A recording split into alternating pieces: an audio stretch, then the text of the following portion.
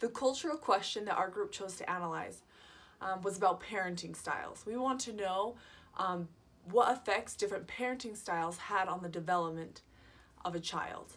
And in specific, we want to know what different parenting styles had an effect with children with Down syndrome. So we chose to analyze the reality TV show Born This Way, which is a TV series with 4 seasons with 8 different characters who have Down syndrome. The method we used to analyze this text was dramatism.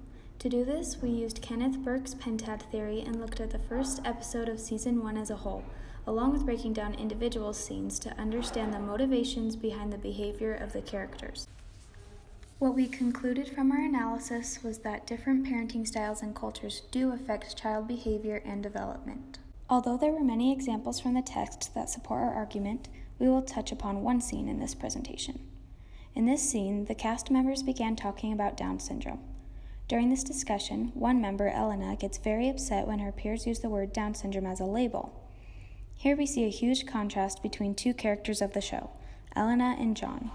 When Elena gets upset, she says that when those words are used around her, she is afraid to be who she is. In response to Elena's fit, John shares his feelings about Down syndrome. He concludes by saying, "I'm here, I'm alive, I'm human, and that's what we need to know. We're all humans. We have to be the person that we are because that's what God made us to be." Both of these characters have Down syndrome. However, each have a very different attitude towards their disabilities. In an interview with Elena's parents, it is made known that Elena was born and raised in Japan. Her father expresses that the Japanese culture was not accepting of Elena. In fact, through society's eyes, she was seen as a disgrace to their family. Elena's mother then admits the difficulty she had with accepting Elena. She states, "I wasn't looking at her as a person at first, and it took me 20 years to start finally seeing her for who she was."